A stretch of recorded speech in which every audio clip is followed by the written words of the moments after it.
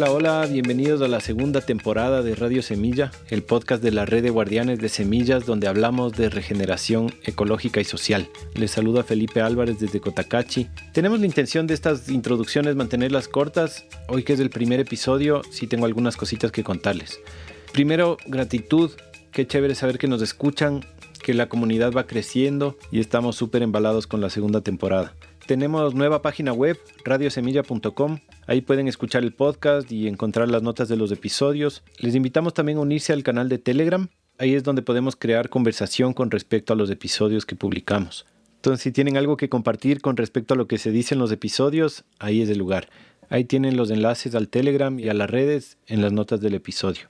Estamos haciendo una colaboración con nuestros amigos de la revista Terra Incógnita, así que en este y los próximos 3 episodios nos escucharán mencionarlos.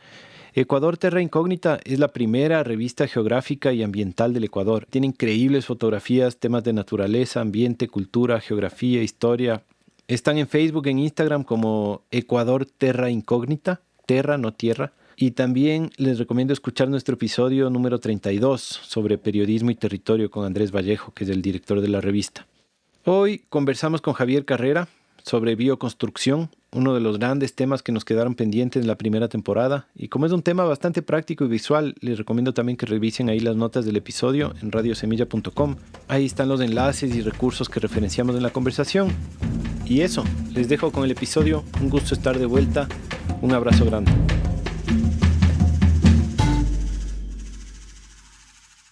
Estoy aquí con Javier Carrera, que más que un invitado es dueño de casa. Y estamos aquí para hablar de un tema que nos quedamos con las ganas de hacer en la primera temporada. Y entonces, entre los primeros capítulos de esta, sabíamos que tenía que venir este tema, que es la bioconstrucción. Bienvenido, Javi. ¿Cómo llegas hoy? Qué chévere, Feli, empezar ya por fin la temporada, ¿no? Sí. Estas vacaciones, a pesar de que fueron cortas, se sintieron infinitas. Y ya estamos otra vez en el ruedo. Pues yo estoy contento y también porque vamos a tratar uno de los temas que más me apasionan y que lo he tenido abandonado los últimos años y que ahora estoy con ganas de retomarlo en la práctica. Entonces, la bioconstrucción. Primero, para empezar, me gustaría que nos cuentes un poco por qué tú nos hablas de bioconstrucción. ¿Cuál es tu experiencia? ¿Cuáles son tus credenciales para contarnos sobre la bioconstrucción? Sí, no, porque está bien metiche, habla de las semillas, de la permacultura. Te voy a contar un poco la historia de cómo yo llegué a este tema de la bioconstrucción. Y yo cuando empecé a meterme en el tema de la permacultura, o incluso antes, allá por el año, 98 ya, andaba con esta idea. Yo en realidad quería hacer muchas cosas para mi propia vida, para mi futuro, y entre ellos soñaba con armarme la casa. Y creo que el recuerdo más viejo de eso que tengo es allá por el año 93, 94. Yo andaba con ganas de leerme El Señor de los Anillos, mucho antes de las películas, ¿no? Pero no tenía plata.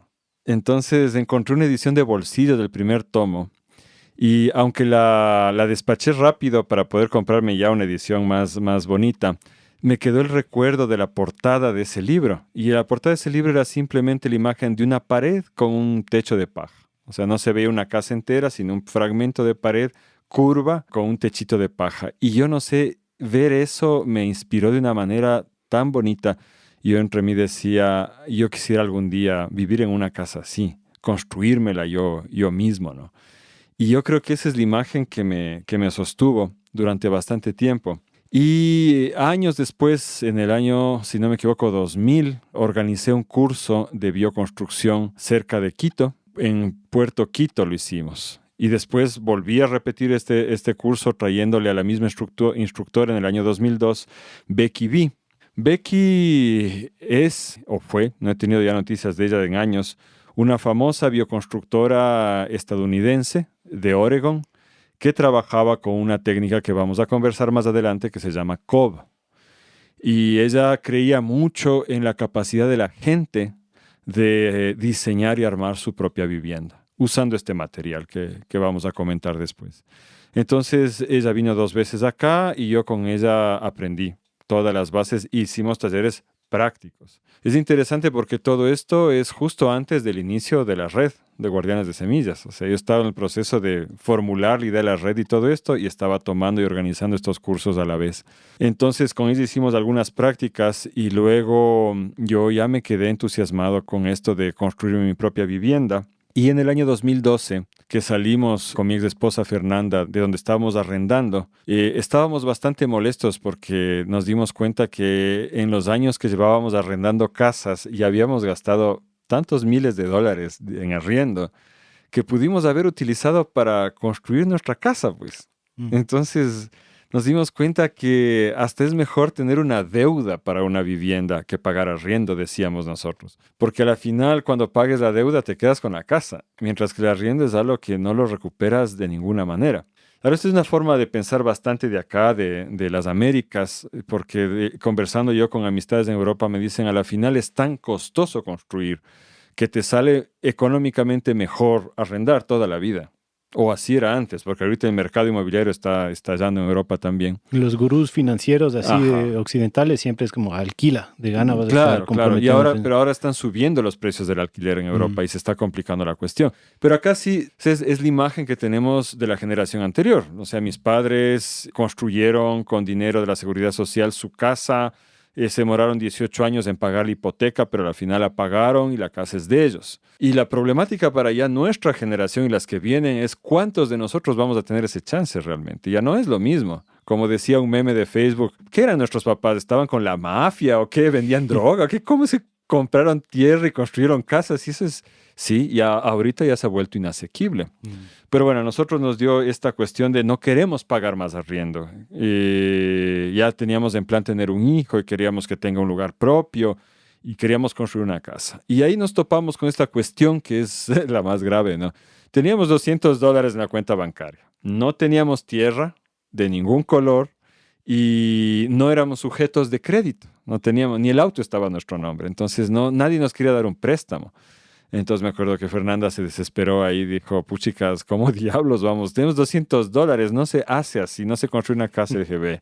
Lo que vamos a hacer es aplicar permacultura económica, que eso es otro tema que algún día podemos hablar, y vamos a transformar nuestros conocimientos y relaciones sociales y todo eso en una casa. Y así empezamos y efectivamente acabamos construyendo un hogar que yo le puse la mayor parte del trabajo en el diseño y en la construcción. Me demoré 2 años y medio en construir. Acabó costando $30,000 y todo ese tiempo de trabajo, porque no es solo la plata, ¿no es cierto? No. La casa tiene 160 metros cuadrados. Incluso en ese entonces ya era bien barato lo que te estoy diciendo. Pero claro, lo que no estoy diciendo aquí es que a mí me costó también la mitad de mi tiempo de trabajo. O sea, yo pasé la mitad de mis horas laborales en vez de trabajar en otras cosas dedicado a la casa. Y fue un esfuerzo titánico. Yo cuando empecé la construcción estaba tan emocionado que andaba con la idea de ponerme una consultora y diseñar y ayudar a construir casas a la gente. Dije, bueno, puede haber un ingreso ahí, ¿no? Ya tenía gente interesada y todo.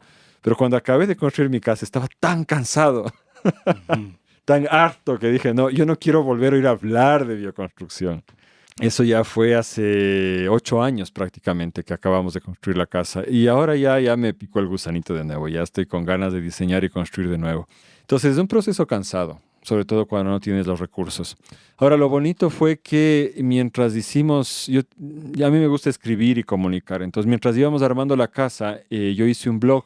La casa se llama Flor de Cactus. Y el blog ya les vamos a poner en las notas del episodio el enlace para que puedan ver paso a paso cómo construimos la casa. Entonces, si tú me preguntas mis credenciales cuáles son, mi única credencial válida en este caso es que yo construí la casa. Y no es una casa que esté mal construida, es una casa muy bonita. Yo creo que tú sí la conoces, ¿no? Lindísima, de Super Adobe, una casa bien bonita. Super Adobe Ibareque, exacto, ya les vamos a comentar de estos materiales. Entonces, con un baño / invernadero. Sí, la mejor parte de la casa es la mejor baño, parte. ¿no? Y yo ya salí de ahí hace unos meses, pero por eso estoy ahora pensando en armar mi hortrita. Ahora, este tema, bueno, no solamente trabajé yo en esa casa, sino que trabajé con mi compadre, a quien ya hemos entrevistado acá, Rogelio, y el sistema de construcción que utilizamos en mi casa como casa pionera. Luego él lo aplicó en varias casas más, nuestro sistema. Hay en total unas 4, si no me equivoco, casas construidas muy parecidas a la casa Flor de Cactus. Entonces es un estilo que hemos hecho un poco y hemos ido aprendiendo y desarrollando más. Y además, en la red de Guardianes de Semillas estamos inmersos en una cultura de bioconstrucción, en distintas técnicas que podemos conversar ahora. Entonces yo también le he ido dando seguimiento a esas técnicas, esas cosas que han ido haciendo los compañeros y las compañeras de la red y por ahí va. Muchos años de investigación, reflexión, crítica y la experiencia práctica de haber construido mi casa y de haber participado en la construcción de otras casas también. Por ahí va. Bien, a mí me queda también perfecto este momento porque estamos justo ahorita estamos entrando en la fase de acabados de la construcción de nuestra casa. Así es, Entonces, está bonita. Y solo para cerrar un poco este tema que abrimos de comprar versus alquilar, yo argumentaría que el tema de la herencia debe ser algo bien natural que los humanos tenemos de querer ser dueños de algo para que nuestros hijos tengan dónde construirse su casa o tengan una casa donde vivir después, ¿no? Que es la parte que a mí no me cuadra de esta mentalidad de financieramente no tiene sentido construir una casa sino alquilar. Es como, ya, pero ¿y si todo colapsa? ¿Dónde van a vivir tus hijos? ¿Cacha? Bueno, eso solo para cerrar ese tema. Para pasar de página y comenzar y hablar más directamente de la bioconstrucción, quisiera ver si nos puedes ayudar con una definición. O sea, ¿qué es la bioconstrucción? También hay varias definiciones circulando por ahí, ¿no? Como suele suceder. Pero, bueno, para mí la bioconstrucción es una forma de construir que está adaptada al entorno donde vas a construir. Eso es básico. Ya vamos a hablar de la bioclimática, que es este tema, ¿no?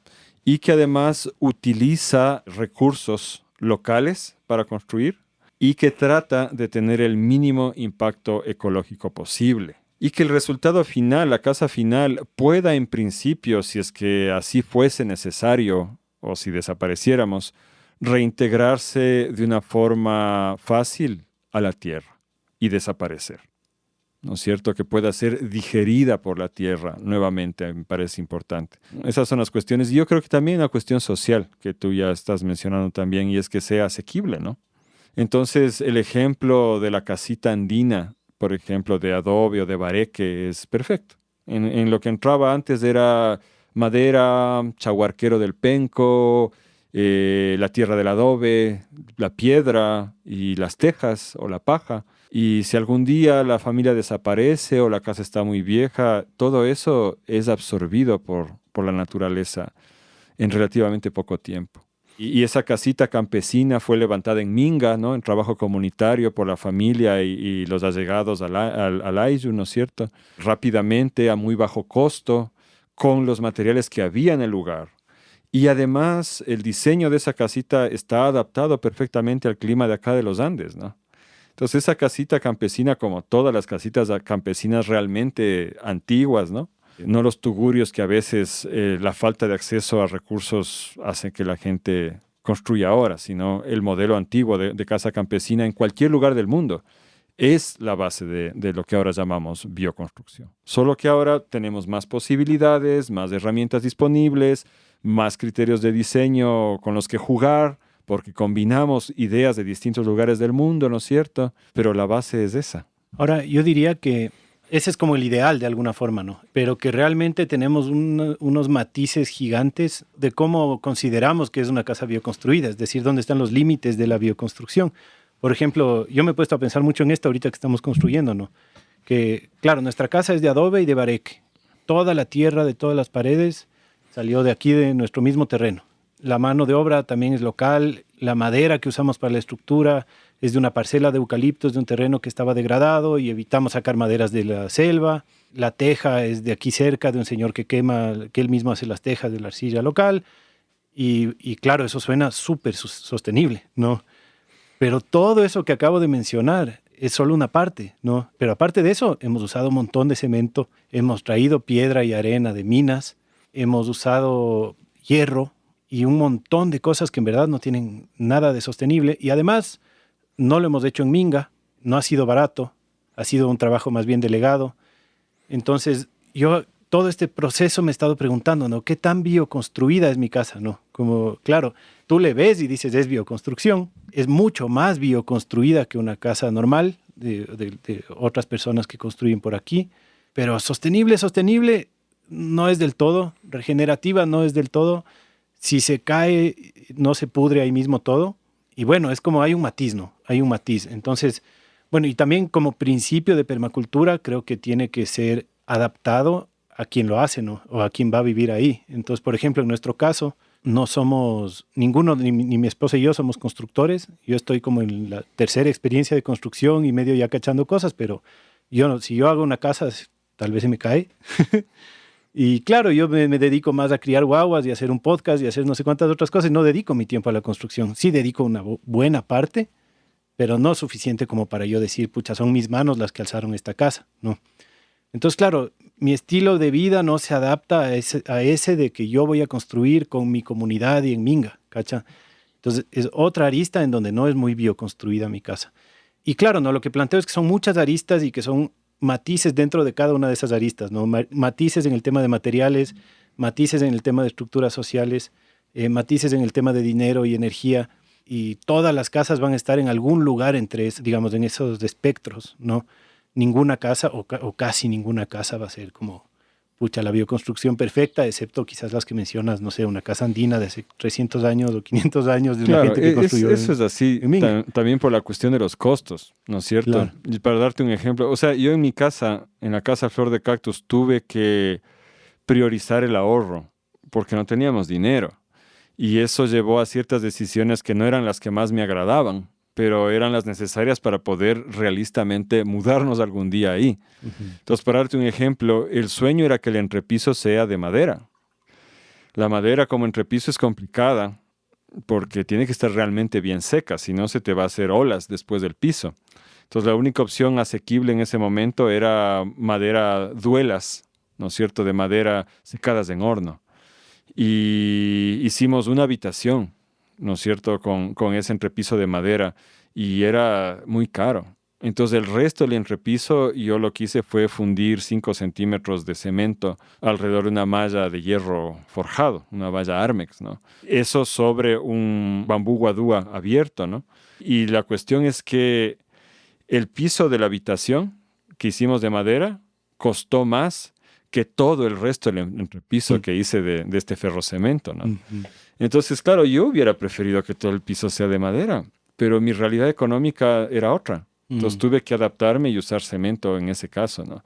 Claro. Entonces la bioconstrucción hoy en día nunca es blanco-negro. Es lo mejor que puedas llegar a ser dentro de ciertos límites, porque tampoco vas a arriesgarte a que la casa sea contaminante o inhabitable. Claro. Esos son los límites que se marcan, pero fuera de eso no te queda otra que jugar con los elementos disponibles, haciendo lo mejor que puedas hacer dentro de estos ideales de la bioconstrucción, sin esperar nunca que logres al 100% todos estos principios que definimos. Claro. Igual este tema de las preferencias, ¿no? Como, por ejemplo, lo que tú acabas de decir, a nosotros nos pasó parecido, pero en la primera casita que hicimos, que es bien chiquita, hicimos un piso de duela, y ahora en la nueva estamos haciendo losa, ¿no?, de cemento. Y no solo por el precio, sino también porque con la duela nos morimos del frío, ¿cacha? Entra frío por abajo. Entonces el hecho de que queramos estar más cómodos y tranquilos con la temperatura en nuestra casa también nos llevó a ponerle un material que, claro, es más barato, pero es menos sostenible, ¿no? Y solo para terminar de mencionar esto de las aristas, me estaba olvidando de una arista más, que es el tiempo, ¿no? Porque claro, por un lado está que si es que tú lo haces con tus manos y con materiales que tú consigues y con unos cuantos amigos, tal vez te demoras, en tu caso, 2 años y medio, y conozco gente que se ha demorado 5 años, 8 años en hacer su casa. 10 sí. años, sí. Y claro, ¿no? El otro modelo es 6 meses, 7 meses de 5, 6, 8 personas a tiempo completo y se termina y listo. La otra manera de ver la arista a tiempo es de cuánto tiempo va a durar tu casa, ¿cacha? Entonces también puedes jugar con este criterio de que puede haber materiales que sean un poco menos sostenibles o más caros, pero que te van a durar 200 años y otros que tal vez te van a durar 10, ¿cacha? Entonces, ¿cómo qué, por ejemplo? Como por ejemplo la madera que usas, ¿no? Uh-huh. Bueno, nosotros tenemos la suerte de que tenemos el eucalipto, suerte entre comillas. Suerte para nosotros, pero no para el suelo, es básicamente. Sí, bueno, otro tema importante de tocar en este podcast, pero el eucalipto es una madera que se consigue fácil, que dura mucho tiempo. Pero si no fuera ese el caso, si no hubiera el eucalipto, estarías en la decisión de usar una madera, digamos, del oriente, que son, súper buenas y súper duraderas, pero que destrozan mucho. O usar una madera que tal vez no te va a durar tanto, ¿no? Ujú. Entonces, bueno, ese es un ejemplo, pero es otro tema a considerar. Como sí, puede tener un impacto, pero va a durar 200 años, ¿no? Cambiemos de marchas porque tenemos mucho que conversar y se nos va pasando el tiempo. Ahí estamos. Ajá. Hablemos un poquito de lo que es el diseño. Yo creo que tenemos que chantar la historia primero para poder llegar al tema del diseño, verás. A ver, Sí, yo pues, te decía esta cuestión de la arquitectura ancestral, las formas de construcción ancestrales, ¿no es cierto? Vernácula es el término técnico que les gusta utilizar. Y la cuestión es que, al igual que pasa con las técnicas de cultivo o la alimentación, la gente trabajó a lo largo de miles de años experimentando y cometiendo errores en el camino y todo, hasta producir un conjunto de técnicas que era el más adecuado para su región. Entonces tienes estos techos muy inclinados en las zonas donde nieva mucho, porque si no el techo colapsa con el peso de la nieve. Tienes estos domos en los lugares desérticos porque distribuyen mucho mejor el calor y hacen que sea la fresca la casa adentro. Esto afecta a todo, o sea, la forma en que tienen las ventanas, el material con el que se hacen las paredes, el lugar físicamente en la ladera o en la llanura donde pones la casa, todo está regido por conjuntos complejos de reglas que se transmitían oralmente. O sea, hasta el día de hoy, tú ves que en el sector rural aquí en Ecuador, quien no sabe construir, puchicas, es raro. La gente aprende a construir. O sea, para el campesino construir una vivienda es parte del conocimiento básico que toda persona debe tener. Entonces, lo que ocurrió es que eso se mantuvo así hasta iniciado el siglo XX en la mayor parte del mundo. Cuando ya surge y se expande el cemento, como lo conocemos, el tipo Portland y sus derivados, ¿no? Ya empieza a expandirse y ya a mediados del siglo XX tiene un estallido. Y surge este movimiento que se llama modernismo, que no surge solamente en arquitectura. En realidad el modernismo es un movimiento en general que surge como resultado de la industrialización y que es previo a la Segunda Guerra Mundial, pero que agarra especialmente fuerza después de la Segunda Guerra Mundial. El modernismo se expresa en todo, se expresa en la pintura, se expresa en la música, se expresa en todo.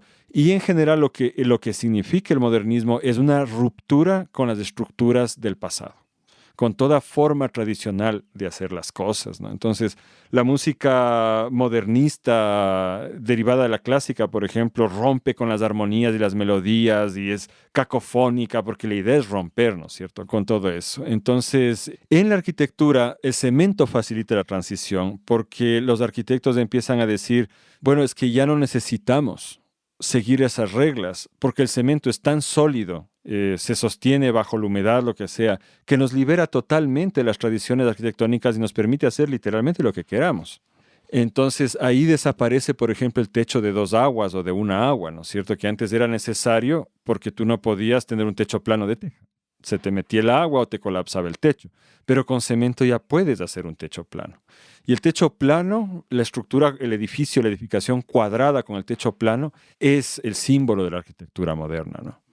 Y esto no fue un abandono tranquilo de, bueno, antes hacían así, ahora hacemos... No, fue realmente un ataque a la arquitectura vernácula tradicional, un ataque muy vicioso, muy agresivo, un desprecio hacia las técnicas que habían surgido en el pasado. El arquitecto moderno consideraba que él con el cemento podía hacer este bloquecito cuadrado donde le diera la gana e iba a funcionar de igual manera. Tanto es así que recuerdo, hay algunos casos bien interesantes, ¿no? Uno de ellos es este arquitecto que por primera vez, no me acuerdo si es en los 70s, 60s, hace ya un techo de 2 aguas otra vez, pero con cemento, pero dividiéndolo en 2 partes, como si hubiera un canal en el medio. Y eso es una declaración artística. Le está diciendo, yo construyo así porque es mi gusto como artista construir así, pero demuestro que no es porque necesito. O sea, el techo de las aguas ya no sirve, no se necesita, pero estéticamente quiero ponerlo así. O este otro caso que, bueno, 2 casitos más rápidos, ¿no es cierto? Hay la famosa, de uno de los más grandes arquitectos modernos que es Frank Lloyd Wright. Él construyó la famosa casa en la cascada, que es una casa moderna, bastante cuadradita, atravesada por una cascada, y que se considera uno de los íconos de la arquitectura moderna, ¿no? Un desafío a la naturaleza y a la vez una integración en ella. Bueno, la casa esa cuesta como $2 millones al año mantenerla en pie, porque en realidad está tan mal diseñada desde un punto de vista de ingeniería que si no la tuvieran sosteniendo con cables de acero tensados, ya se hubiera caído. Claro, o sea, comenzando con que si hay una cascada, mejor te haces más aladito, ¿no?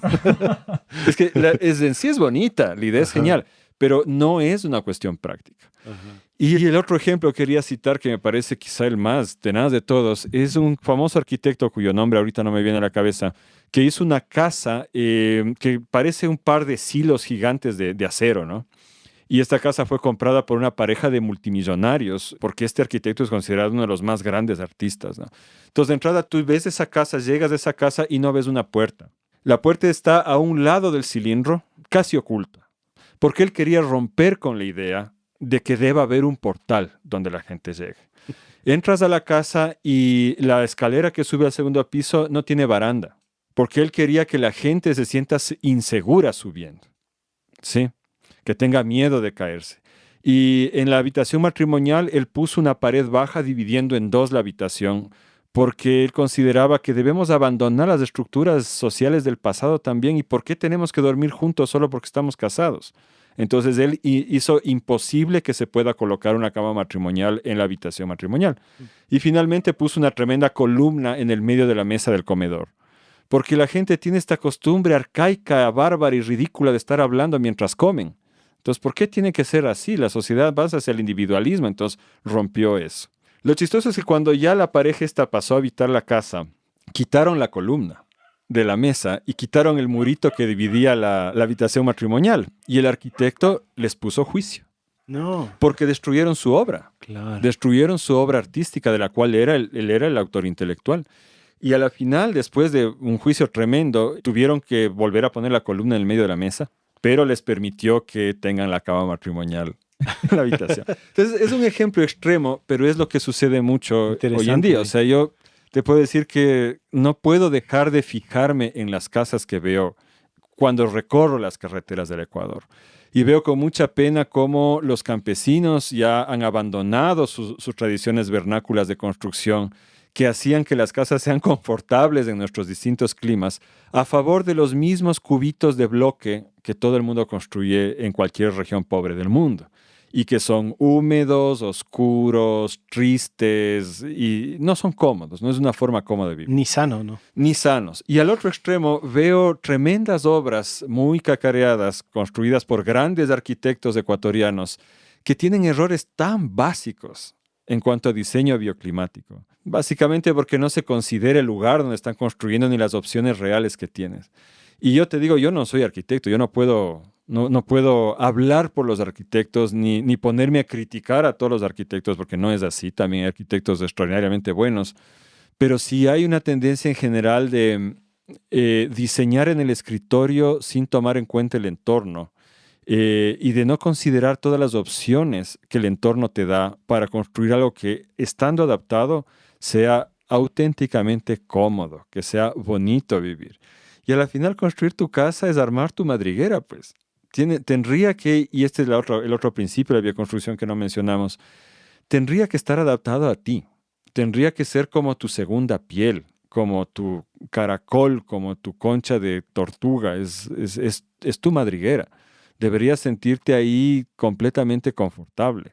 Y eso es algo que cada vez nos alejamos más de que ocurra. Entonces, esta es un poco esta aventura. Ahora, lo que está sucediendo ahora es que hay un creciente movimiento de bioconstructores en el mundo, que es gente que está tratando de construir de mejor manera, en buena relación con el entorno, etcétera, e inevitablemente estamos redescubriendo la arquitectura vernácula.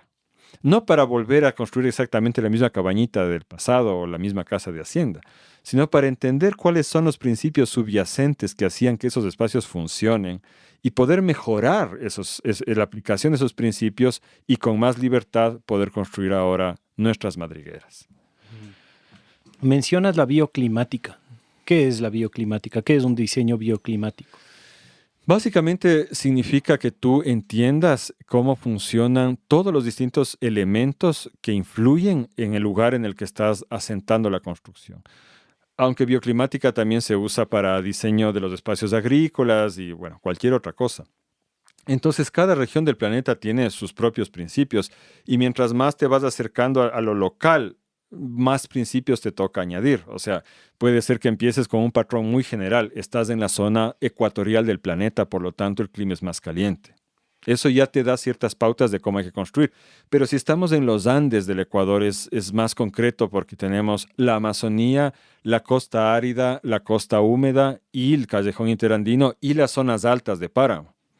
Básicamente tenemos esos 4 más o menos entornos, ¿no es cierto? Situaciones. Y cada una de esas requiere que te adaptes a eso. Y si vas aún más a lo local, pues este valle en particular tiene un cierto patrón de viento porque allá está el Imbabura y acá está la Mama Cotacachi, estas 2 tremendas montañas, y entre las 2 hay un valle donde circula el viento en tal dirección, en distintas épocas del año, y todo eso debe ser tomado en cuenta. La manera más fácil de expresarlo es el sol. Porque el sol es lo más importante, el momento en que hablamos de bioclimática. Entonces, yo, por ejemplo, en el año 2000 estuve trabajando en Eserfalón, una muy pequeña localidad en las montañas del Jura, en Suiza. Y la casa donde me estaba quedando era una casa de 400 años de edad. Era un ejemplo perfecto de bioclimática para esa zona del mundo. Estaba construido en una ladera a mitad de la pendiente. No arriba en la cima porque ahí el viento te destroza, ¿no es cierto? Ni abajo en el valle, porque abajo en el valle se concentra la humedad durante la noche, sino en el medio de la ladera. Pero no era cualquier ladera, era una ladera que miraba hacia el sur, ¿no es cierto? Porque estamos en el hemisferio norte. Entonces, ¿qué significa eso? Que durante el invierno el sol no llega al cenit nunca.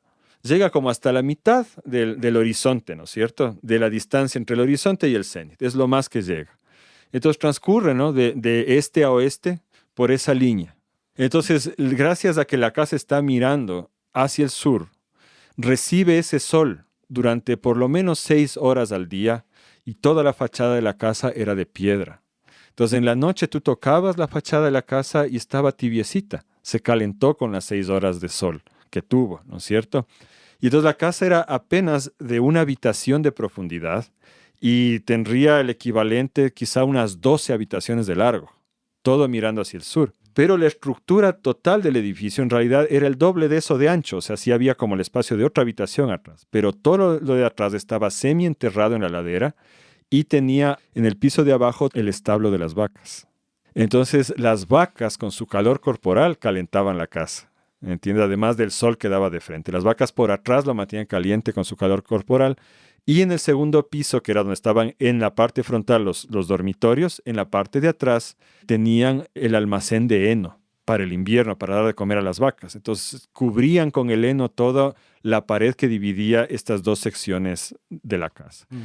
En la casa había una estufa de leña, porque como era un proyecto ecológico se negaban a tener sistemas de calefacción industriales. La estufa estaba en la cocina, se prendía cuando se prendía la cocina, pero el tubo de la estufa recorría las habitaciones, ¿no? Comprender esa estufa y más el sistema, lo que tú me preguntabas antes en la entrevista, el diseño solar pasivo, que era está diseñada la casa para recibir lo más que pueda del sol, ¿no es cierto?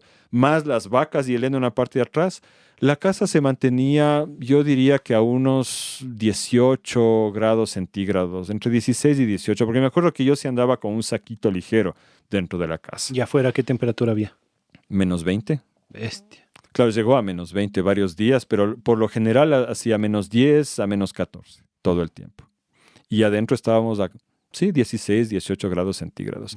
Sin más. Y claro, no es que esta estufa calentaba semejante estructura tan larga, tan grande. Era realmente el diseño solar pasivo más las vacas, ¿no es cierto? Entonces eso es bioclimática con el sol. Ahora, si yo trato de hacer eso en Ecuador, no me sirve. ¿Por qué? Fíjense aquí en la zona ecuatorial, Colombia, Perú, Ecuador, realmente ¿cuánto tiempo tenemos el sol golpeando una pared? Nunca son 6 horas. Aquí en Ecuador especialmente yo le veo salir al sol y si yo tengo una pared que esté mirando directamente hacia el este, seguramente voy a tener 2, máximo 3 horas de sol directo sobre la pared. Después ya está encima nuestro el sol, avanzando hacia el cenit, ¿sí? Entonces, en Ecuador nunca tienes suficiente sol pegando en una pared como para que la pared se caliente y caliente la casa. Entonces, gente que lee libros de permacultura y bioconstrucción de Estados Unidos, de Europa, quiere aplicar esos principios acá. Yo he visto esto y no funciona, pues simplemente. Entonces uno se pone a pensar, ¿y entonces cuál es la estructura? Y a mí me sucedió esto y me puse a pensar, a ver, pero entonces, ¿cómo es? El sol ya se eleva, entonces si yo quiero que el sol entre a la casa, para empezar, si quiero que se caliente durante la mañana y durante la tarde, tendría que hacer entrar el sol por las ventanas o pared que da al este y por la que da hacia el oeste. Y lo lógico sería entonces que la habitación no sea, o sea, que la estructura de la casa no sea más de una habitación grande de ancho y que esté orientada la casa en un eje norte-sur, alargada en el norte y al sur, para que reciba, tenga una parte frontal muy larga mirando hacia el este y mirando hacia el oeste a la vez. Y me acuerdo clarito que justo después de pensar eso, ya hace unos 20 años más o menos, fui hacia el sur del Ecuador y recorriendo una parte en la provincia de Chimborazo, las vi pues estas casitas de 2 pisos que son Ls, ¿no? En forma de L. Saqué ahí la brújula y pude ver que efectivamente estaban más o menos orientadas en eje norte-sur y eran solo de una habitación de ancho. Y si es que quieres construir aún más grande, yo dije, claro, lo que necesitas es utilizar el sol que pega adentro, pues cuando está arriba. Y ahí está la lógica de esa estructura de la casa de hacienda y de las casas campesinas de la sierra en general, que tú ves que son Ls o van cerrando un patio interno, que es el que calienta la estructura del resto. La arquitectura en la sierra ecuatoriana ahora ignora completamente eso. Los únicos que lo han mantenido hasta cierto punto han sido los arquitectos cuencanos. Cuenca realmente tiene la mejor arquitectura del Ecuador y han sabido modernizar manteniendo principios ancestrales y ahí no es tampoco común ver construcciones modernas que tengan estos patios internos, aunque sean chiquitos, que calientan la casa. Ahora, si hablamos de irnos a la parte tropical, la Amazonía o el norte de la costa del Ecuador, es todo lo contrario, más bien quieres el máximo de sombra posible. Y las casas se elevan sobre pilares para estar lejos de la humedad del suelo. Y para aprovechar la brisa que corre, y las casas están diseñadas para que la brisa corra con facilidad por adentro. Y la cocina se pone a un ladito, porque no quieres el calor en el centro, pues, ¿no es cierto? Le pones un ladito nomás la cocina, casi es una estructura aparte para que su calor se disipe. Entonces eso es bioclimática. ¿Cómo es el techo? ¿Qué tanto cubre el techo de la casa? ¿De qué material son las paredes? ¿Cómo está orientada la casa? ¿En qué eje? Norte-sur, este-oeste. Todo eso es una respuesta a cómo el entorno es. Y realmente tú puedes reducir o eliminar los gastos de calefacción, enfriamiento, por ejemplo, y tener realmente una estancia más confortable en el hogar si es que haces un diseño bioclimático correcto. Y además te sale más bonito. Claro. Y hablando de bonito y hablando de diseño, quisiera que topemos el tema este de la geometría sagrada. Estábamos hablando antes un poco que parte de la bioclimática o parte del diseño natural es copiar y usar patrones del lugar en donde estás. Es decir, como esta es una, ¿no? La del sol. Pero por otro lado también hay un montón de otras guías, ¿no? Que la naturaleza nos da. Entonces la permacultura nos enseña mucho a ver patrones, por ejemplo, cómo son las flores las flores nativas, cuántos pétalos tienen, cómo son las hojas, ¿no? Cómo canalizan el agua, etcétera. Entonces, por un lado está eso y por otro lado está más la geometría sagrada de libros, ¿no? De qué significa cada figura y qué sé yo. Más matemáticas, sí. Puede ser, ajá, más numerológica, de la cual yo conozco mucho menos, ¿no? No sé si quisieras comentar un poco cómo entiendes tú la aplicación de la geometría o de la geometría sagrada en la bioconstrucción. Sabes que a mí me gusta más usar la palabra pauta que patrones.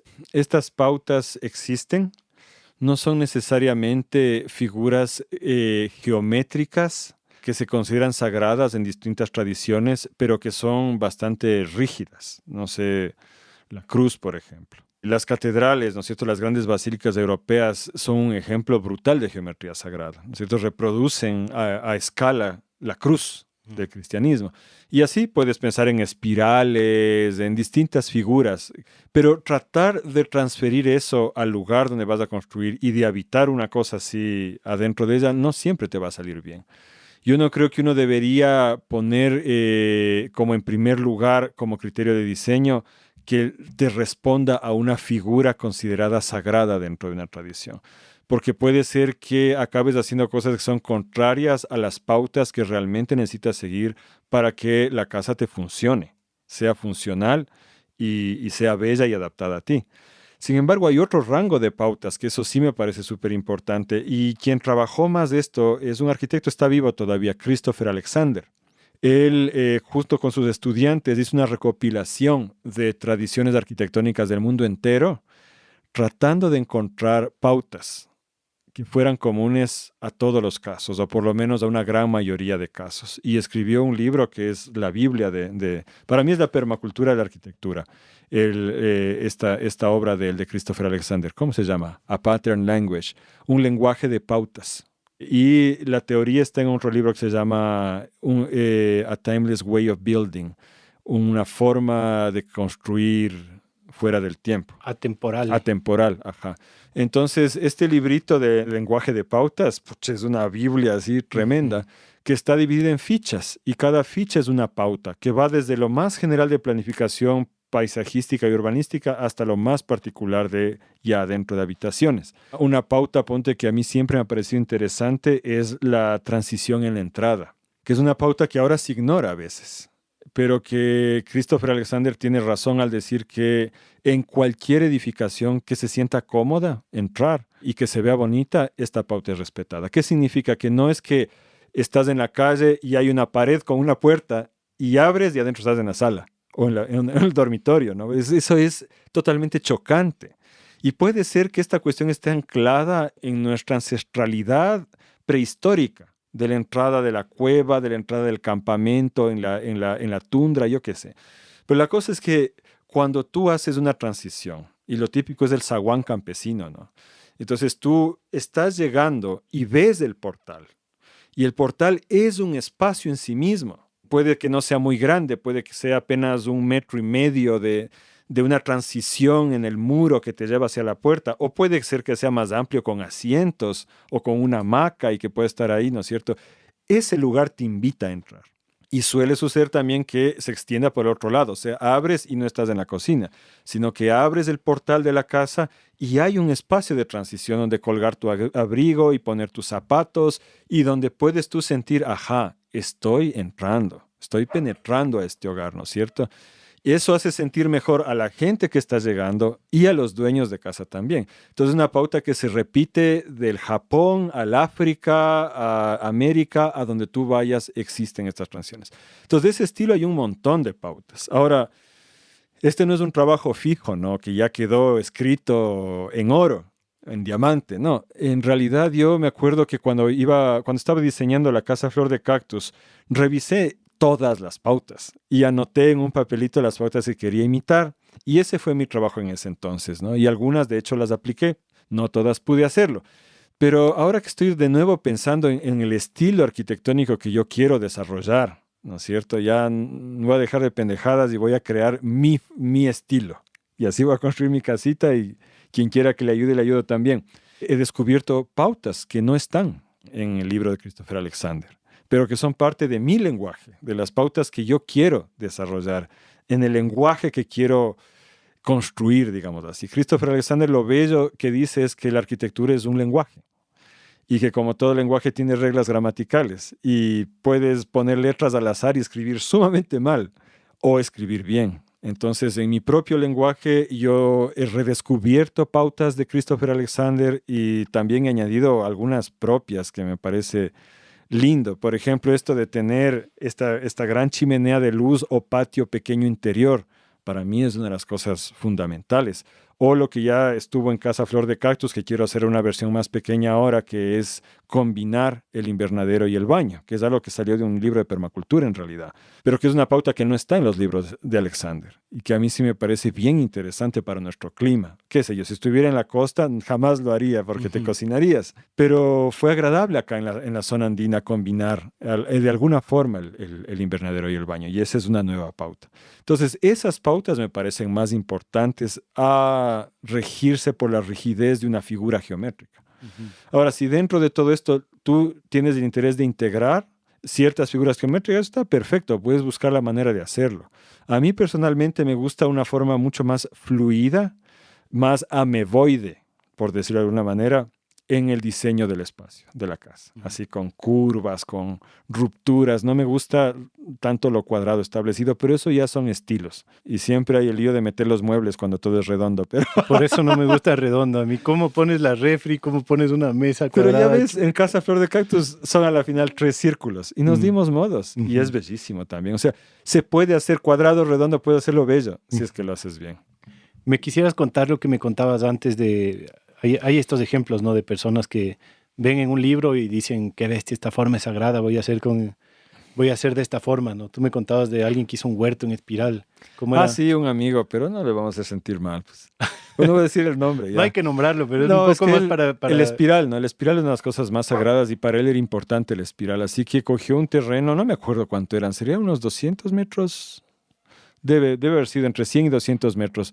Y se mandó un espiral. O sea, camas altas de unos 40, 50 centímetros de alto, constituyendo un espiral.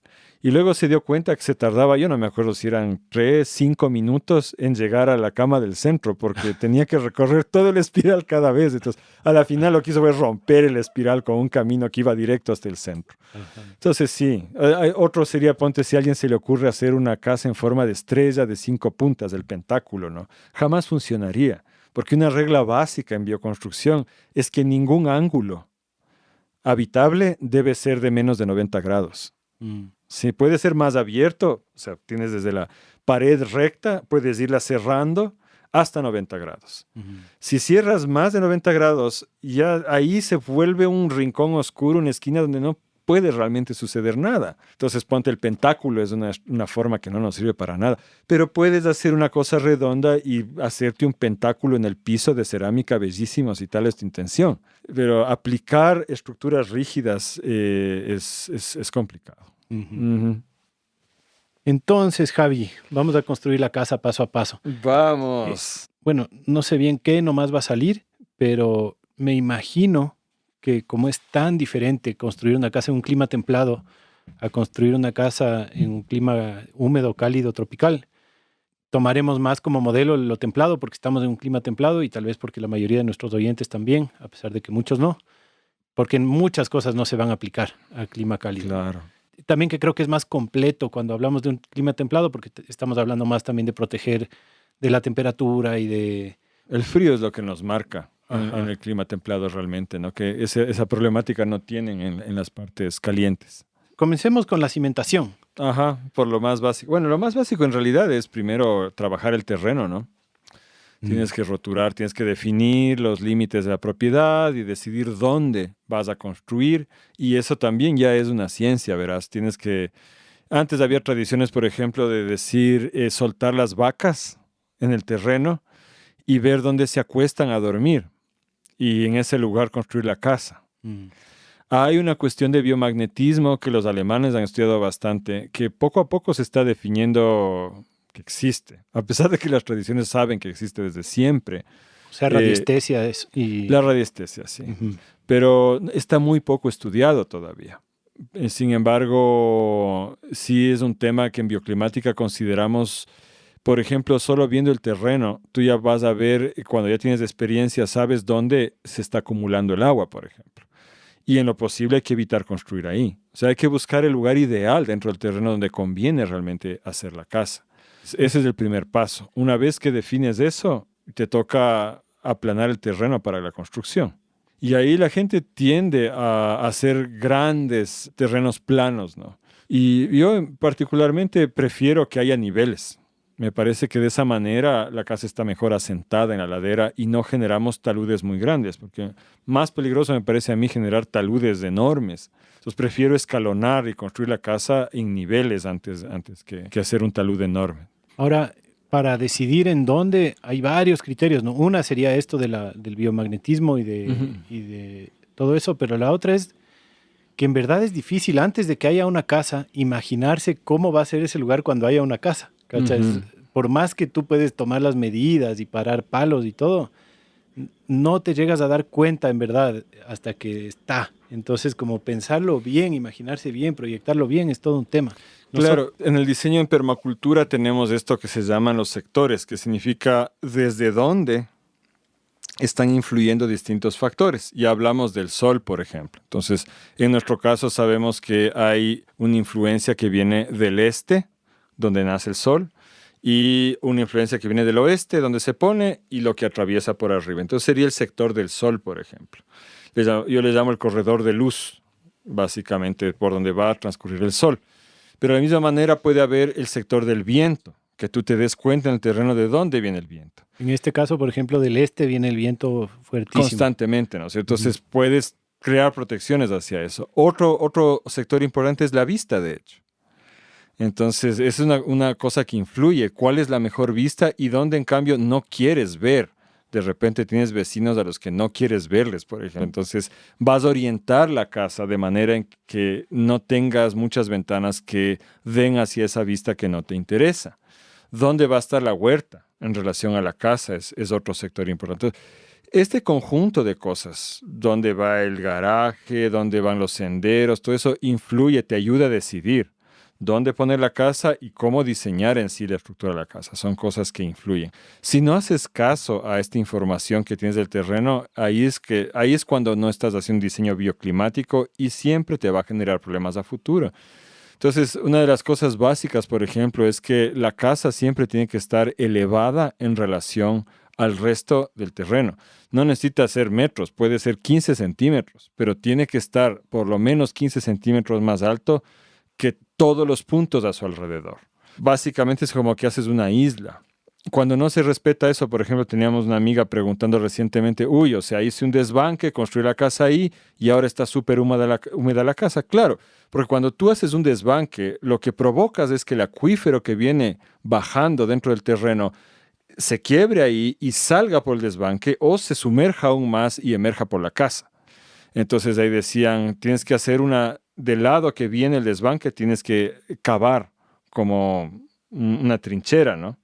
¿Y qué tan hondo? Decía ella. Y le decían, ahí un poquito nomás. No, en realidad no, pues tienes que cavar lo suficientemente hondo como para que el acuífero se sumerja por debajo. Entonces eso puede ser 4 metros. No sé, depende. En todo caso, eso había que pensarlo antes. El momento en que estabas diseñando la casa, realmente, ¿dónde convenía hacer? Porque en el caso de ella, por ejemplo, si es que ella de inicio hubiera elevado unos 15 centímetros antes de mandar ya a la casa, no tendría ese problema.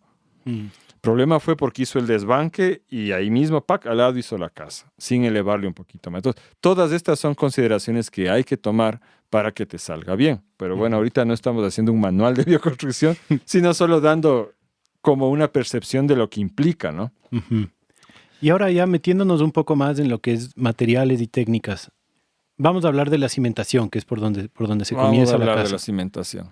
¿Se puede hacer una cimentación de una casa, digamos, una casa, sin cemento, sin hierro? Claro, antes de hecho me olvidé de decirte que en realidad en bioconstrucción la balanza está entre dinero en un lado y tiempo y trabajo en el otro.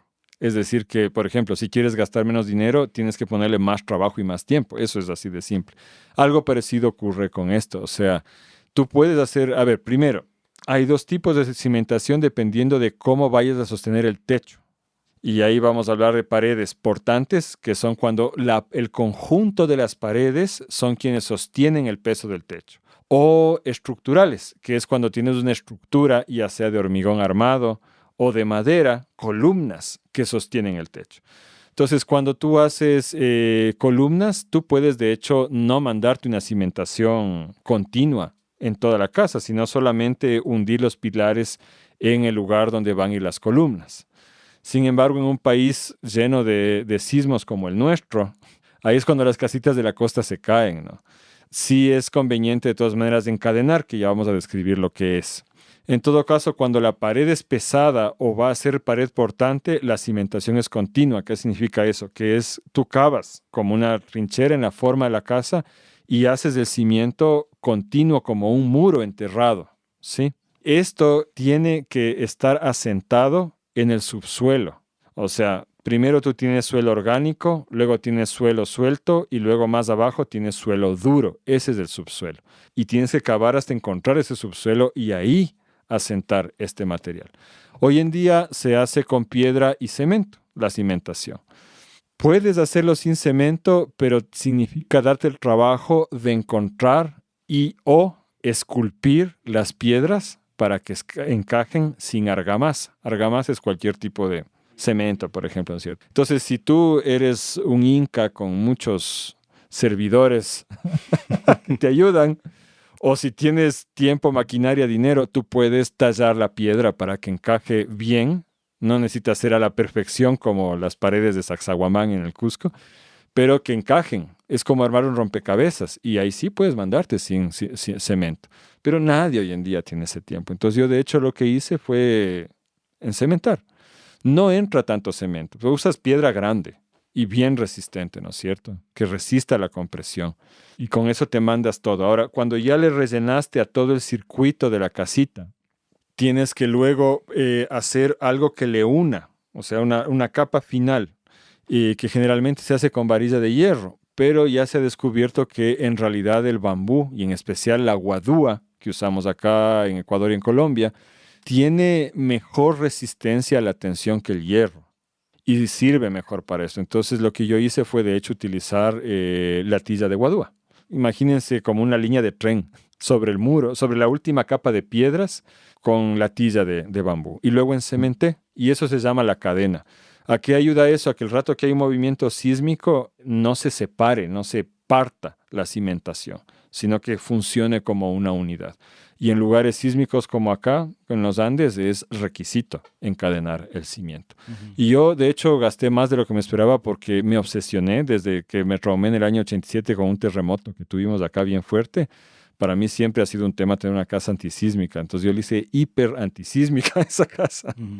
Enterré hasta 2 metros en algunas partes de la casa el cimiento, encadené y además son como 3 círculos, ¿no es cierto? Y a decir de un ingeniero nos dijo, antes se cae la montaña que esta casa. De ley, porque además tus paredes de superadobe que tienen 50 centímetros de ancho son circulares y pucha, no se entonces ahora lo que te decía, si es que yo no voy a hacer pared portante o pesada, puedo no gastarme en un cimiento tan profundo. Pero sí es de todas maneras bueno que de alguna forma encadenemos, o sea que entre cada pilar, entre el cimiento, o sea, los donde tú vas a poner, exacto, el plinto, donde tú vas a poner la columna, eso tiene que ir cimentado hasta el subsuelo también. Pero si es que tienes 2 de estos con 3 metros de distancia, por ejemplo, en caso de sismo, cada uno se va a mover por su lado y puede llegar a caerse. Entonces, de alguna manera, encadenar entre los 2 sí es aconsejable de todas formas por nuestra situación sísmica. Bien. Entonces, ese es uno de los temas, ¿no? La base es lo más jodido de hacer bioconstruido. El hierro tiene reemplazo. Sí. El cemento es muy difícil. Yo, en el momento que hicimos la cimentación dije, chuta, esto le estoy llamando bioconstrucción. A ver, el cemento es malo por la cantidad que usamos, porque eso es lo que sostiene la tremenda industria extractiva de cemento que afecta ecológicamente, ¿no es cierto? Pero si lo usamos solamente donde es realmente necesario, el uso sería mínimo comparado a lo que es ahora y es realmente un material útil. Claro, es increíble el cemento. Hay lugares del planeta donde ya la piedra viene de forma cuadrangular naturalmente y es fácil construir, pero este no es uno de esos lugares. Entonces, si tú quieres hacer un cimiento continuo, no puedes ponerte a esculpir la andesita, la roja que tenemos aquí. Te vas a tardar años solo en eso. Entonces, a mí me parece que es un buen uso del cemento eso. Y es poco lo que entra realmente. Bueno, a mí me entró poco. A mí no tanto. Ya, estamos con la cimentación. Después de la cimentación ponemos lo que llamamos el contrapiso, ¿no es cierto? Es decir... Sí, eso se llama así. Yo no le tenía nombre para que veas lo morocho que ando. Es decir, que lo primero que haces, una vez que tienes, te voy a decir cómo yo lo hice y están las fotos en el enlace que les vamos a dar. Yo primero hice todo el circuito del cimiento y luego vacié el interior hasta dejarle a una altura que yo calculé, tomando en cuenta cuánto iba a elevarse después para que llegue el piso final a estar donde yo quería. Y ahí aplané, apisoné, y ese fue apisonar a mano. Eso fue una tarea cansadísima, apisonar todo a mano y ponerlo a nivel. Y eso es lo que tú llamas el contrapiso, es decir, lo que va debajo del piso. Para mí todo esto es del piso. Entonces yo ya estaba ligeramente elevado en relación al terreno alrededor. Sin embargo, me preocupaba todavía la humedad y me inventé un piso. y me salió espectacular. Lo que yo hice fue meter una capa de 15 centímetros de ripio, grava, que es roca partida en pedazos pequeños, ¿no? Y sobre eso puse plástico. Sí, otro material no ecológico, pero yo quería estar 100% seguro de que no iba a filtrar humedad hacia la casa. Entonces, plástico grueso negro, una capa, y virgen, no reciclado, porque el reciclado tiende a descomponerse con más facilidad, generando sustancias cancerígenas. Y además, ¿qué pasa la humedad cuando se rompe? Ajá. Y finalmente puse otros 15 centímetros de cascajo, la piedra pómez molida, que es una esponja volcánica prácticamente, ¿no? Ya, y sobre todo eso, que ya tenía 30 centímetros de eso, ahí fundí, porque era cuestión de dinero, realmente no tenía plata y hice lo mismo que describí antes. Fundí una malla electrosoldada de hierro dentro de 7 centímetros de cemento. Y ese es el piso. Y finalmente, y vivimos así los primeros, yo no sé, 3, 4 años, no recuerdo, hasta que finalmente Fernanda consiguió tejuelo de alta calidad de Cuenca, se trajo desde allá y ya pusimos tejuelo en todo ese como piso final. Y quedó de lujo. Y quedó tibiecito, bueno, no es frío, quiero decir. No es, la piedra pómez no es súper aislante, ¿no? Claro, y no es, o sea, no hay manera de que la humedad suba por ese piso. Entonces, es una opción. La otra opción es lo que tú dices que has hecho en la casa chiquita, que es separarte del suelo y construir un entablado. Pero entra frío, ¿sí o no? Claro. Porque eso tiene que ventilarse. No puedes poner tabla directo en el suelo porque... ¿No es cierto? Entonces, lo que a mí no me gusta es la típica... ¿Cómo se llama? Se llama la losa, que es piedra grande con cemento fundido todo ahí adentro. Eso es helado. Y no siempre te aísla realmente de él. El maestro con el que estamos trabajando, Adolfo Chuquimarca, un compañero de Tumbaco. Sí, vecino tuyo, de la casa claro. Flor de Cactus. Él tiene una técnica súper chévere para evitar la humedad en la cimentación y en el piso. Él hace como todo un conducto de aireación en toda la cadena. Entonces, digamos, por encima de la cadena hace un conducto de aire y le deja con unas rejillas en todas las esquinas de la casa, en varios lugares, para que el aire siempre esté entrando Circule y circulando. dentro del muro. Bueno, súper buena. Eso se usa también bastante cuando construyes los muros con paja. Tienes que hacer eso de cajón. Sí. Entonces ahí ya tenemos el contrapiso, el piso, los cimientos y nos vamos para las paredes. Entonces paredes, ahí es donde tenemos todas las famosas técnicas, ¿no? Claro, y aquí es donde tenemos que dividirnos entre si es la pared portante o no. Exacto. O sea, si tú haces columnas, ya sea bonitas de madera o estas de hormigón armado, la pared pasa a llamarse mampostería. Y ya realmente eso te da mucha más libertad en qué le metes, porque no va a tener que resistir. Claro, es un relleno y ya no es estructural. Exacto. Entonces es el caso del bareque o bajareque, por ejemplo, o cincho, como también le dicen en algunos lugares, ¿no? Hay distintos nombres y hay variaciones en la técnica, que básicamente es hacer como 2 tabiques, ¿no? Nosotros hacemos de la tilla de guadú acá. También se puede hacer de ramas entretejidas así. Y luego rellenar con tierra. Es mejor si puedes en realidad rellenar con una mezcla de paja y tierra, porque eso le va a dar más aislamiento térmico. En el segundo piso lo que yo hice fue poner cada metro un tronco de unos 10 centímetros de eucalipto, un pingo que le llamamos. Y de lado y lado, o sea, tanto por afuera como por adentro de los pingos, pusimos la latilla de bambú y adentro rellenamos con la tierra. Y yo no pude conseguir paja y me hubiera encantado porque realmente la casa sería más calientita si pudiera. Y esa técnica consiste en hacer o sea, lo que yo hice fue simplemente mezclar lodo, o sea, hacer lodo pesado y meterlo ahí. En el caso de tener bastante paja, tú haces un lodo mucho más líquido y vas sumergiendo la paja en el lodo, pero procurando que no queden como masas de paja seca, sino que quede todo bien empapado en lodo y eso vas metiendo y taconeando para dentro del panel. ¿Cómo hiciste tú? A ver, según yo son 2 técnicas distintas, ¿no? La una, que es el relleno del bareque, como hicimos nosotros, es mezclar el lodo con la paja, digamos la tierra y paja, pero es bastante sólida y le rellenamos con esa mezcla sólida. Pero entiendo que hay una que se llama tierra alivianada, que es más como que hacen tinas de lodo súper líquido y ahí meten solo la paja remojada. O sea, es casi como una pared de paja. Es una variante. Pero es casi lo mismo, ¿no? Es casi lo mismo, pero digamos, para ir cubriendo estas famosas técnicas, hay esta que se llama bloques de tierra alivianada o tierra alivianada, que es más pura paja empapada en lodo, digamos. O la otra que estamos haciendo aquí es más bien mezclar tierra con paja y rellenar con eso, que es mucho más sólida. Ajá. Y es una tierra, en el bareque se puede usar casi cualquier tierra en realidad, no. Hay gente que usa plásticos, ¿no? Sí, o lana, Yo usé la tierra que tenía. Y la otra cosa que puedes usar en mampostería, bueno, obviamente ladrillo, adobe puedes usar en mampostería también, ¿no es cierto? Ese puede ser adobe de una sola fila, o sea, un ladrillito de ancho, y paja finalmente. O sea, cuando construyes con paja, de ley tiene que ser estructura, porque la paja no soporta el peso del techo. Entonces, de ley tienes que hacer una estructura y la paja solo es mampostería. No, pero sí hay gente que construye con pacas estructurales, con paredes Me parece portantes difícil. de pacas. Habría que ver los techos, porque realmente el peso del techo es enorme. No, sí, es una técnica que se usa bastante, pero las exigencias para hacer la paja, las pacas son mucho más estrictas. Tienen que ser mucho más compactas, tiene que Yo estar igual no lo haría. súper Sobre todo en seco. un país sísmico no me lanzaría. Y también tienes que tener ventanas pequeñas, así como que no tienes la libertad de hacer todo el diseño como quieras, sino que tienen que ser paredes súper compactas y súper aisladas de la humedad.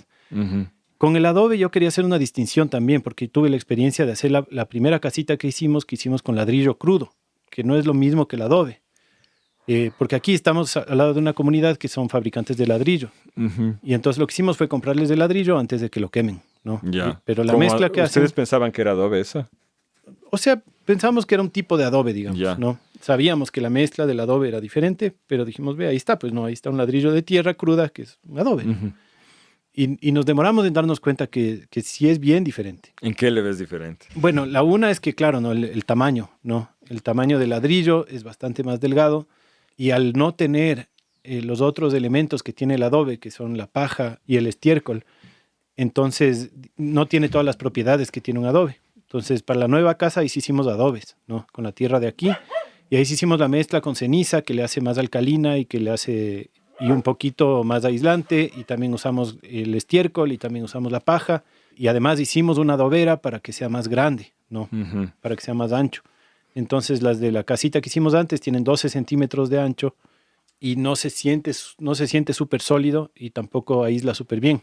Claro. En cambio, estos otros adobes ya ves una pared que no es gigante tampoco, tiene como 20 centímetros, pero ya es una pared que le sientes bien sólida y todavía no la probamos como aislante, pero seguramente va a ser más aislante. Va a ser también. mejor, claro. Ahí lo único que le falta para acercarse al adobe ancestral es la compactación. Porque la gente dice, no, claro, la casa de adobe va a durar 200, 400 años, porque mira las construcciones del centro de nuestras ciudades coloniales, ¿no? ¿Cuánto tiempo llevan ahí? Pero es que en tiempo de la colonia construían con adobón en realidad, que era más grande, pero que tenía unos moldes bien altos donde encajaban un tronco, ¿no es cierto? Le tallaban al tronco para que encaje y pueda entrar. Y lo levantaban entre dos personas a este tronco y lo dejaban caer con fuerza dentro del molde. Y eso expulsaba todo el agua de una y le hacía mucho más compacto y más resistente. Entonces en Colombia muy ingeniosamente han desarrollado una prensa, pues, una cosa que es con palanca para que una sola persona pueda, aplastando la palanca, hacer esta labor similar a la que se hacía antes.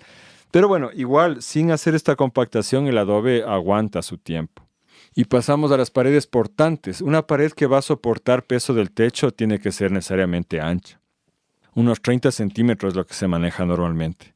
Y los materiales ahí son, por ejemplo, el adobe, hilado o tejido que se llama. ¿Qué significa eso? Que la pared tiene un adobe y medio de ancho, porque el adobe suele ser el doble de ancho que de largo, ¿no es cierto?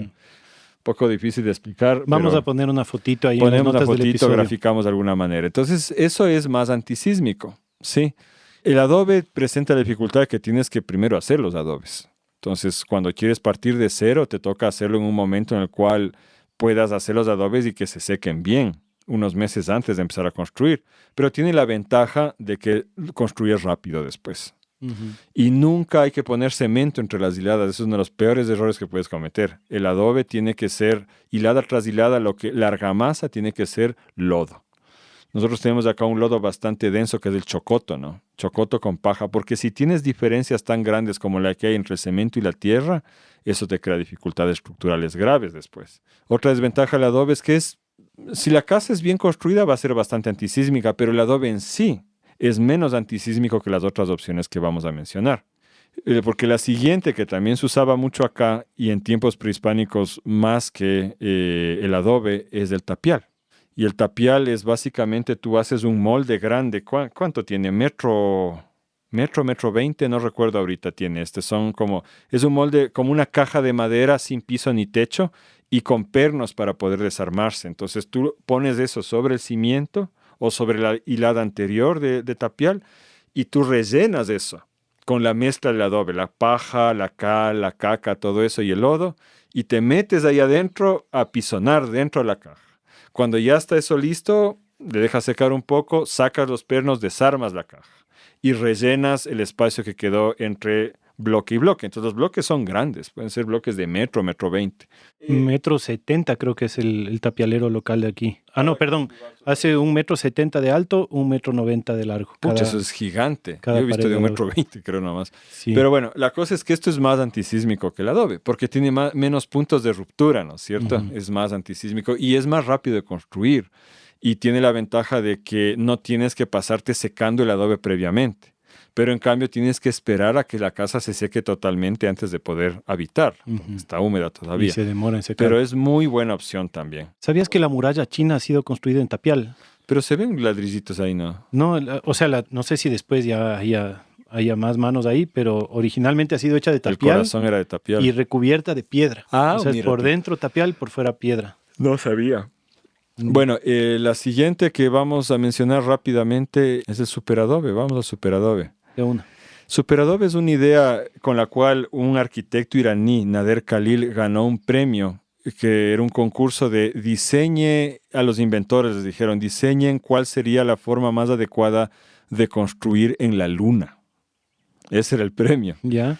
Y él salió con esta idea porque dijo, básicamente habría que exportar la tela, o sea, costales, a la luna que no pesan nada y allá llenarlos de arena. Entonces está inspirada en las trincheras de la Primera Guerra Mundial, que él vio que eran extraordinariamente resistentes, pues se aguantaban bombardeo, ¿no es cierto?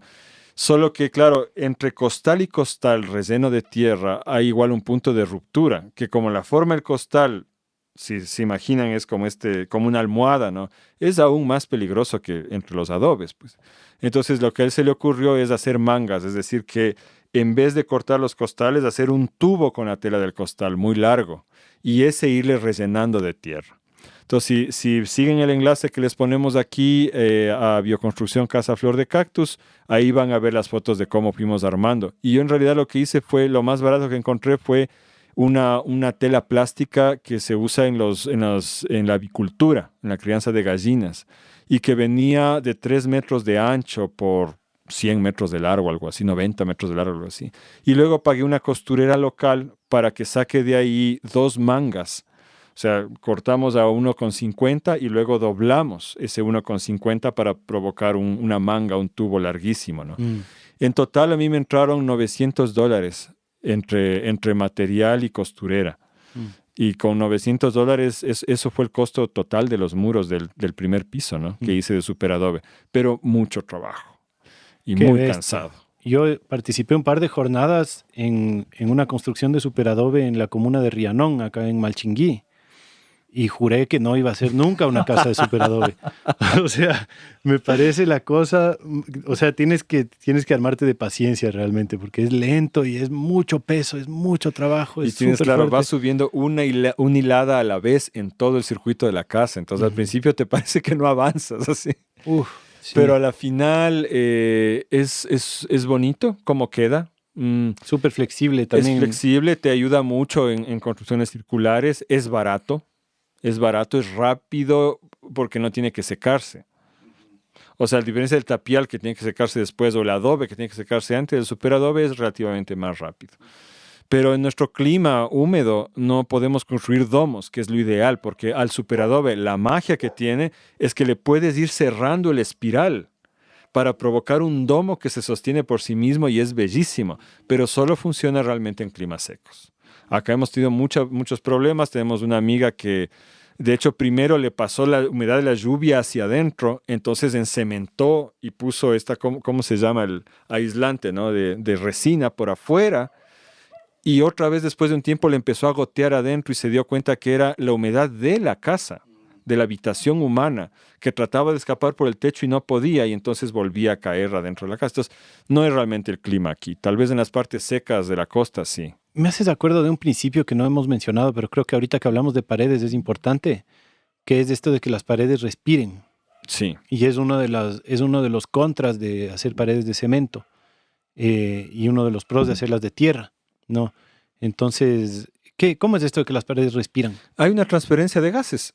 O sea, las paredes realmente respiran, se secan, se secan a sí mismas. Y claro, junto con esto no hemos hablado tampoco de la cuestión térmica, la termorregulación. La ventaja más importante de construir con tierra en realidad es la termorregulación. ¿Qué significa eso? Básicamente, el día que yo me mudé a mi nueva casa, Flor de Cactus, se me fueron las lágrimas del susto porque era una maldita refrigeradora. Y dije, la cagué. Hice la inversión más grande de mi vida y construí una casa de mierda que es más fría que el Polo Norte.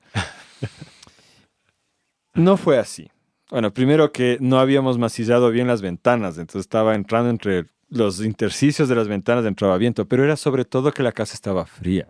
Porque es una pared gruesa de 30 centímetros de ancho, de tierra, que ha estado a la intemperie, estuvo ahí secándose más de un año, absorbiendo el frío y necesitaba absorber el calor, pues entonces demoró. La verdad es que en nuestro caso demoró como 4 o 5 meses, que fue de sufrimiento frío ahí adentro, hasta que la pared ya absorbió el calor de la casa y desde ahí es termorreguladora, o sea, cuando afuera hace un sol del carajo, que ahora con el cambio climático tenemos extremos de calor en el Valle de Tumbaco, donde se construyó Casa Flor de Cactus, adentro de la casa es fresquito. Y cuando afuera hace frío, adentro es temperado, calientito. Entonces la casa tiende a mantener, porque la pared es tan ancha y la tierra es tan densa, que gana y pierde calor lentamente. Esa es la cuestión. Entonces guarda el calor del día toda la noche. Cuando ya empieza a enfriarse ya sale el sol de nuevo. Y guarda ese frescor de la noche durante el día. Cuando ya empieza a calentarse ya es de noche de nuevo. Más o menos es así. Pero al mismo tiempo la tierra tiene la ventaja de que tú adentro sientes que el aire es limpio. Porque la casa está todo el tiempo filtrando el aire que viene de afuera y también sacando, permitiendo que el aire viciado del interior también circule hacia afuera. Obvio, no es lo mismo que abrir la ventana. Hay que abrir la ventana y ventilar también. Pero a diferencia de otros materiales de construcción, tú no sientes esta como acumulación de una humedad en la atmósfera interior del hogar. Y en eso la tierra no tiene nada que se le compare, especialmente no el cemento. El cemento genera, cuando ustedes puedan, oyentes, estar dentro de casas de tierra y comparar con las construcciones típicas de ahora de cemento, ahí se van a dar cuenta. Se huele distinto, se siente distinto el ambiente. Y finalmente hay el aislamiento magnético, que esto sí lo han investigado los alemanes. Minke, que es uno de los más grandes autores de esto, M-I-N-K-E, él tiene algunas publicaciones al respecto. Y lo que sucede ahí es que tanto nosotros como nuestros aparatos tendemos a, especialmente cuando nos estresamos las personas, tendemos a generar un montón de biomagnetismo de polaridad positiva, iones positivos de energía, que en las construcciones de cemento se ponen a rebotar como ping-pong dentro de la habitación. Y cargan el ambiente. Entonces uno entra, por ejemplo, estás en un ambiente agradable a la naturaleza y entras a una oficina cuadrada llena de computadoras, ahí sientes ese golpe del magnetismo, ¿no? Y las microondas y todo eso. Una casa de paredes gruesas de tierra, la tierra tiene polaridad negativa, tiene mayormente iones negativos. Por eso caen los rayos del cielo en la tierra. Entonces es como que la pared de tierra absorbe todo eso. Y por eso quienes tienen la experiencia de estar en casas de tierra saben que simplemente hay un nivel de confort ahí adentro. Yo no sé qué es realmente, será esto, será otra cosa, que no lo logras con ningún otro material de construcción. O sea, es un regulador en todo sentido. Es un regulador, sí. Igual con la humedad, digamos. Si es que adentro hay más humedad que afuera, la tierra va a chupar esa humedad y botarle para afuera. Sí. Una pared ancha se mantiene bastante estable. Tendría que haber excesos de humedad. Una regla así que es básica es que la Bekibi decía botas y paraguas. Es decir, que una casa de tierra tiene que tener una cimentación alta para que la lluvia no le rebote y techos con aleros anchos para que la lluvia no le pegue. Porque no quieres tu pared húmeda de tierra, pues solo es tierra. Es tierra compactada, no es nada más. Y eso es lo que a la gente le da miedo, que se reviente, lo que sea. Pero yo les hago la reflexión realmente. O sea, yo he hecho la prueba de tratar de atravesar una pared de tierra comparada a una pared de bloque. Una pared de bloque solo necesitas una varillita y un martillo. Y la botas así de una. En cambio, atravesar una pared de tierra es realmente trabajo duro. No se puede hacer así nomás. Entonces, yo sí creo, aunque sea contraproducente a la imagen que tenemos ahora, es más sólida la construcción en tierra de lo que es la construcción de cemento moderno. El cob. El cob básicamente es como un tapial de mano, ¿no? Ay, el cob se puede escribir de tantas formas. Básicamente el cob es una pared de arena usando arcilla para mantenerla junta y compactada y tejida con paja. Ya, en realidad lo que pasa es que la proporción común suele ser 70% arena, 30% arcilla. Pero varía mucho, porque yo puedo empezar aquí con la tierra de tu huerto y hacer pruebas a ver si nos falta arcilla o arena, o las dos cosas, y con eso hacer cob. Entonces no es una fórmula exacta, no es que yo traigo arena pura y arcilla pura y la mezclo. No, yo trabajo con el suelo disponible y le añado según la necesidad, ya sea arena o ya sea arcilla, o las dos. Y siempre va mucha paja, tanta paja que si yo cojo un manojo de este material, voy a ver como pelo saliendo la paja por todos lados. Entonces, el cob, la ventaja que tiene, bueno, el cob es una técnica muy antigua, que de hecho existía también acá en los Andes, en Ecuador, ¿no? En algunas variaciones. Básicamente se apisona este lodo arenoso con bastante paja y luego se pone directamente en la pared. Hay casas en Gales que tienen más de 600 años ya construidas en cob. Y donde más se ha construido en cob ha sido en Yemen. Esos tremendos edificios en Yemen y en partes de África, no sé si es Ghana, estos tremendos edificios que se van haciendo más delgados a medida que crecen y que ves palos que salen por todo lado, eso es hecho de cob. Entonces, pero en los años 70 hubo un renacimiento por un galés que fue a vivir a Oregon, Llanto Evans, que nuestro amigo Miguel de Yacunina lo conoció personalmente, y el llanto creó el movimiento que ahora se llama el cob de Oregon, volviéndolo mucho más maleable y orgánico. Entonces, lo que haces es que tú, ya sea con una pequeña mezcladora de cemento o pisando sobre una lona, mezclas estos materiales hasta que están bien incorporados, paja, arena y arcilla, y coges manojos de eso y lo incorporas directo en la pared, masajeándolos con tus manos. Entonces, esto permite, por un lado, una libertad formal mucho más grande que los otros materiales, porque tú literalmente estás esculpiendo tu casa. Es como hacer una escultura de barro o trabajar con plastilina. Entonces, puedes hacer formas, nichos, puedes extender muebles directamente de las paredes, del mesón de la cocina, la banca de la sala, y toda la casa funciona como una escultura. Y lo otro es que es más antisísmico, porque no hay puntos de ruptura, es un solo bloque. Y la paja la tejes. La herramienta básica del cob es un palo en forma de T. O sea, no es que tú la compras, es que encuentras un palo y le lijas hasta que te dé una T que quepa bien en tu mano, con la parte más larga de la T saliendo entre tus dedos, hecho puño.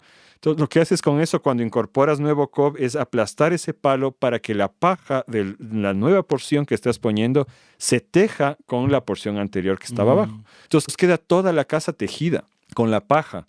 Y el cob acaba siendo más duro que el adobe o el tapial. O sea, yo me he enfrentado con cobs ya secos que necesitabas un cincel grande para hacer un hueco ahí. Era muy duro. Y tú puedes enlucirle poniendo un poquito de aceite en agua y una piedrita de bruñir, que son piedras de río muy planas. Con eso ya haces el enlucido directo sin añadir nada más, o puedes añadir un enlucido. Entonces, el cob, la desventaja que puede tener es que no puedes construir más de unos 20 centímetros al día, pero en todo el circuito de la casa. Y que la mezclada es bien dura. Entonces, pagar mano de obra para hacer cob ni siquiera les gusta a los maestros albañiles, porque claro, están acostumbrados a solo cargar bloques y poner argamasa entre bloque y bloque. Ponerles de estar pisoteando lodo todo el día y moviendo todo ese peso es complicado. ¿Sabes qué hacen las personas que hacen aquí adobes y ladrillos? Traen vacas. Ajá. Y les dan vueltas Se pisando. puede hacer el cob de esa manera, sí. Pero en general, ahora, yo sí tengo el sueño de construir una cabañita de cob algún rato, porque es el material más bello. Cuando te decía este libro, esta portada del libro Los Señor de los Anillos de hace muchos años, eso cob. Era. Claro. Era cob. Era cob, básicamente. Por eso me metí a aprender eso y ya. Claro que en lugares donde no hay arcilla es más complicado, etcétera. Pero bueno, si tienes el tiempo y la libertad para hacerlo, para mí es el material más bonito. Bueno, ya nos quedamos ya mismo cortos de tiempo. Entonces, entre pisos, la madera es lo más bonito. Pero para quien no tiene plata para la madera, hay esta opción que yo te decía que es el ferrocemento, que es mezcla de hierro con cemento para hacer un entrepiso ligero. Y finalmente el techo. Y el techo finalmente nos llegamos porque vamos desde abajo hacia arriba construyendo, pero cuando diseñas, luego de definir los espacios que quieres, el techo es lo más importante que diseñes. Del techo depende el diseño del resto de la casa y el techo es la parte más importante de la casa y te va a chupar hasta el 20% del presupuesto de la casa fácilmente. Y la estructura que elijas tener depende de cómo vayas a sostener el techo. Y ahí una de las cosas principales es que un techo entre punto y punto de sostén, entre columnas, por ejemplo, idealmente debe haber hasta unos 3 metros, máximo 4. Eso se llama el cielo. Hay formas de bioconstrucción que te permiten tener cielos más grandes, los techos autoportantes que se pueden explorar en otro momento, me imagino. Pero en general el techo es de que te marca todo esto y el techo es donde más problemas tenemos en el Ecuador. Yo me imagino que en nuestros países vecinos en algunos casos también. Porque no sabemos ya construir techos adecuados para el nivel de humedad y las variaciones de temperatura en las que vivimos. Antiguamente en la casa campesina siempre había un ático, un altillo, entre el techo y la habitación. Entonces la habitación tenía un cielo raso, ¿no? Un cielo.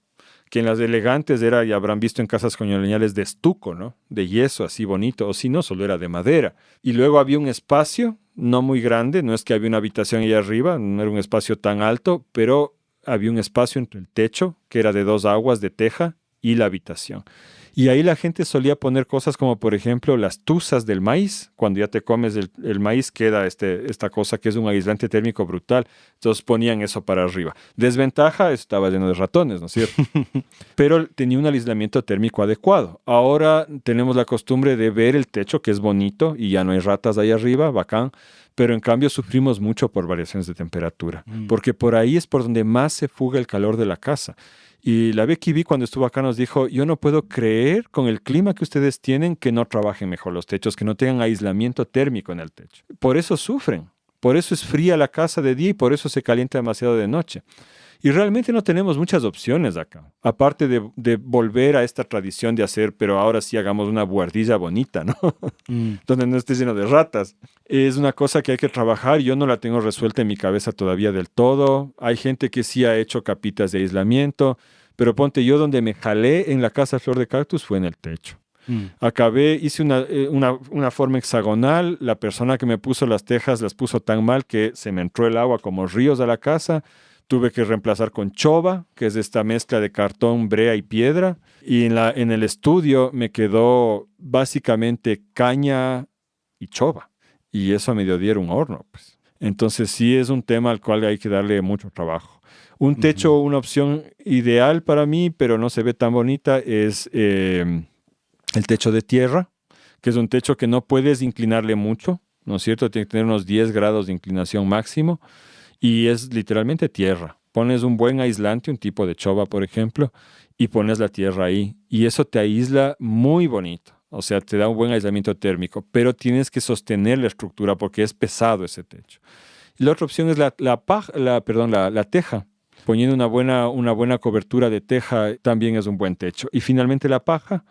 Pero la paja yo no conozco gente que sepa techar en paja en el Ecuador, porque la paja se compone de 2 capas.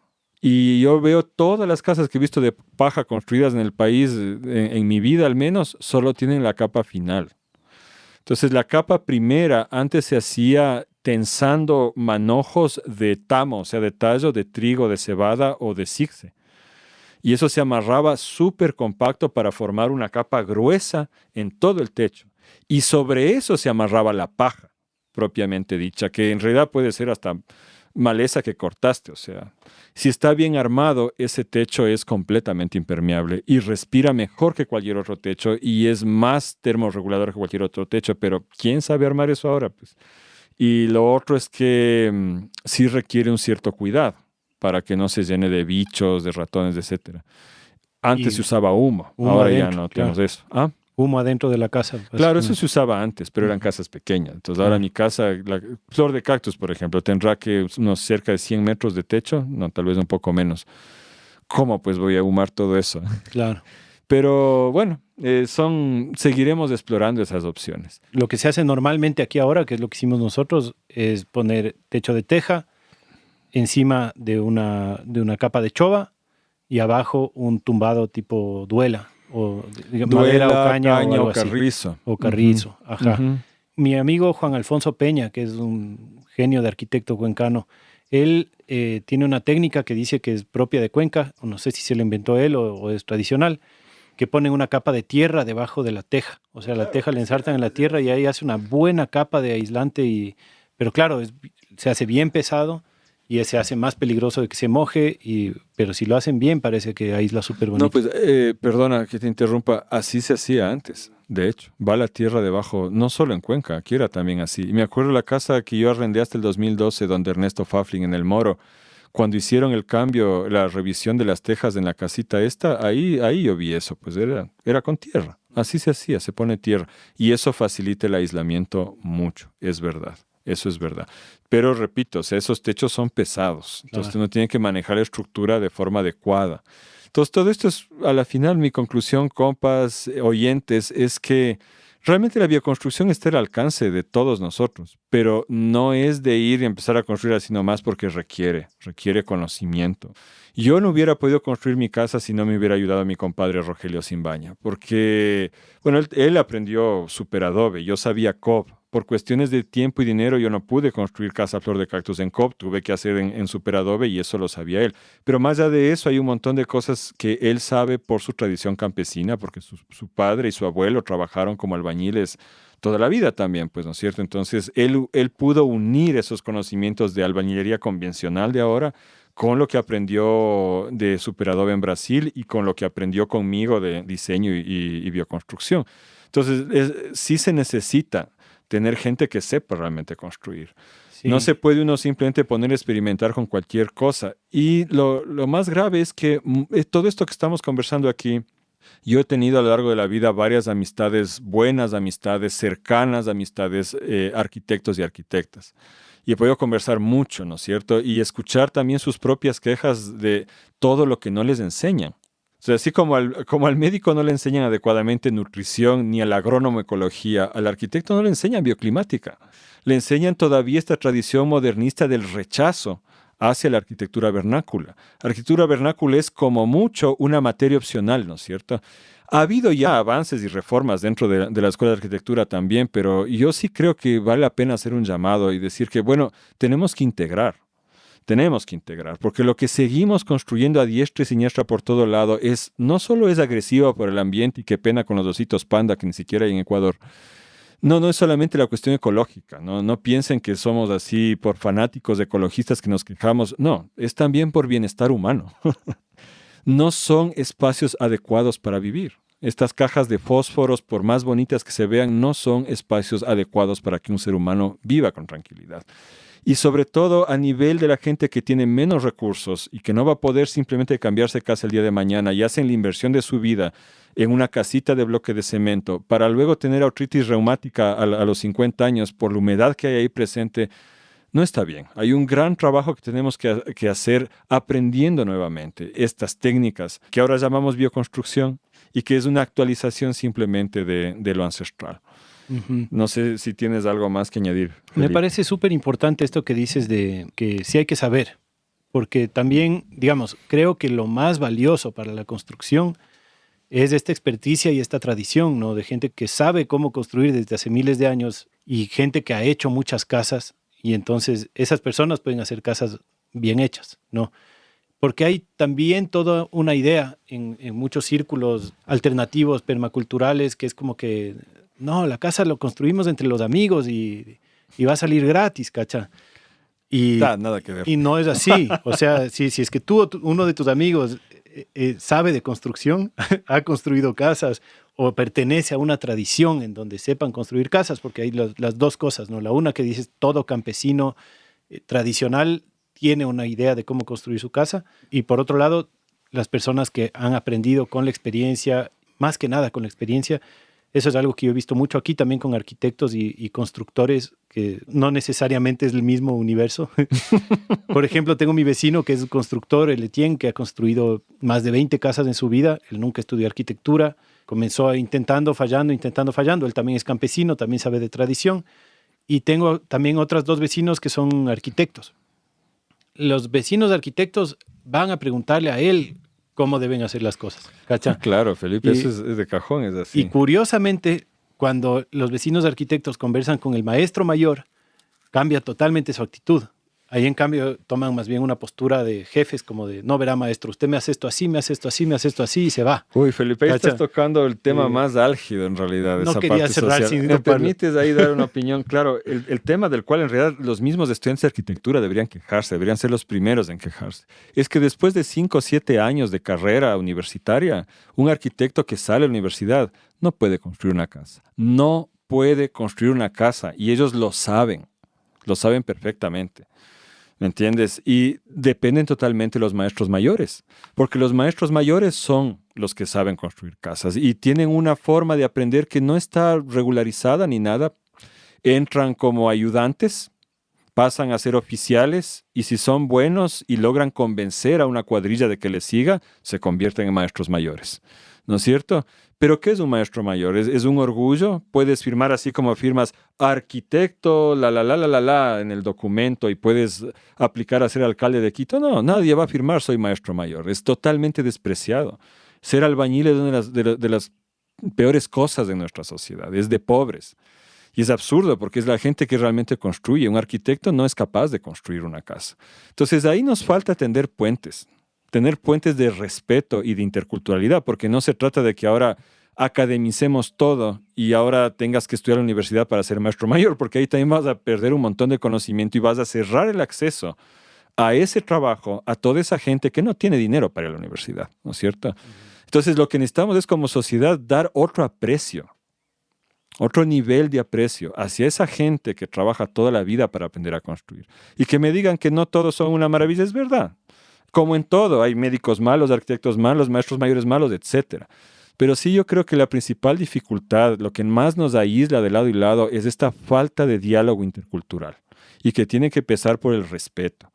El respeto hacia los arquitectos ya existe. Lo que necesitamos es tener respeto por los albañiles y los maestros mayores y aprender de ellos y construir con ellos, porque tampoco es que cualquier maestro mayor sabe hacer superadobe o sabe bioconstrucción.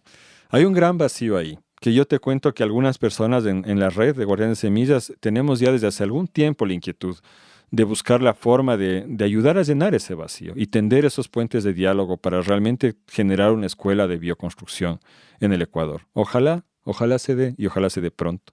Si no, ya nos hacemos viejitos y ya no va a pasar. Entonces, solo como mensaje final a la gente, decirle que sí, está bien lanzarse a bioconstruir. Hay que aprender, hay que intentarlo, hay que fallar, hay que tener la experiencia y hay que saber buscar la gente que tiene la experticia, porque tampoco es cuestión de comenzar a juntar tierra y ya. Pero bueno, intentando se aprende. Sí, y que puedes hacer tu casa, pero no te va a salir gratis. Y vas a tener que aprender mucho y gastar mucho tiempo y esfuerzo, pero va a ser tu casa, no la que te armaron, sino la que tú hiciste. Y sí puedes salir más barato. Sí puedes, verdad. Si tú le pones más tiempo, te va a salir más barato. Pero dependerá del tiempo que puedas ponerle. Esa es la realidad. Chévere, Javi. Muchas gracias. Por nuestras madrigueras, un abrazo. Un abrazo a todos. Chao, chao.